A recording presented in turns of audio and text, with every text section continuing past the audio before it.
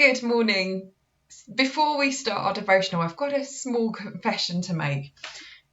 These are probably, particularly for summer, my favourite walking shoes. Yes, they are particularly ugly. No, I never imagined I would ever wear anything like this. But I think as you get a bit older, you just stop caring. But I don't know if you can see. Look how mucky they are. You can even see my footprint in there, can't you? Look at all the mud around the side. So you can imagine my feet. Oh my gosh, I've just seen a particularly gross, muddy, crusty bit inside. Can you see? Anyway, enough of those disgusting shoes. But they're very comfortable.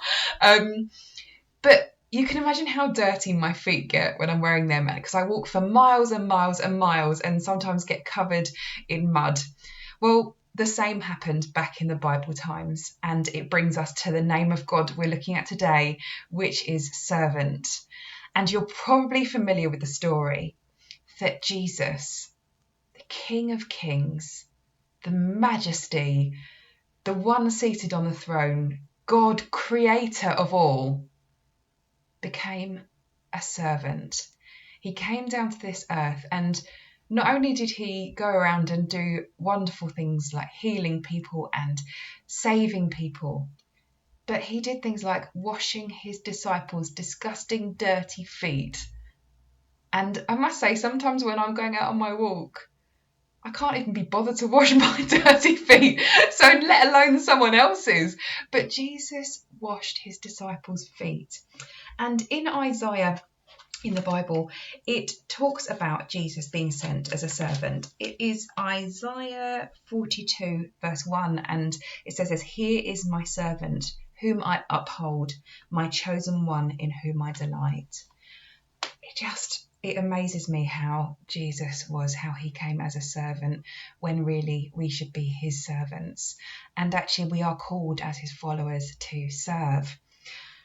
But our reaction to it quite often is like James and John in the Bible. I'm going to read you a passage from Mark 10, and you'll see what I mean. And I wonder if you can relate to this. Then James and John, the sons of Zebedee, came to him. "Teacher," they said, "we want you to do for us whatever we ask." Straight away, they're kind of treating him like their servant there, strangely. But anyway, this is what he says. "What do you want me to do for you?" he asked. They replied, "Let one of us sit at your right and the other at your left in your glory." "You don't know what you're asking," Jesus said. "Can you drink the cup I drink or be baptized with the baptism I am baptized with?" "We can," they answered.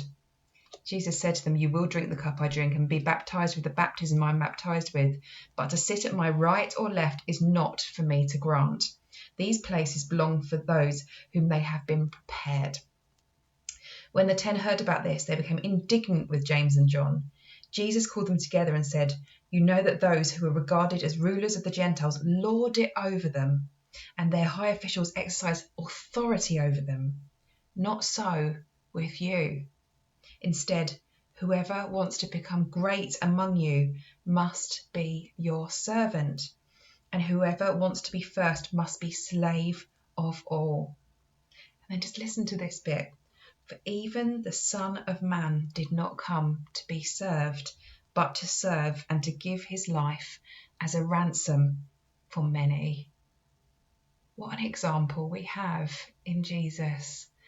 And I don't know about you, but this Christian life, it's a bit tough when we keep on thinking we need to be more like Jesus, we need to be more like Jesus.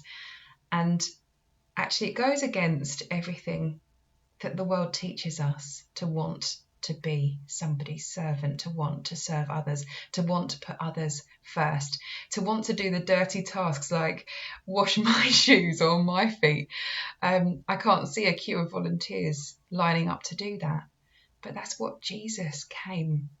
He came to be an example of how to be a servant.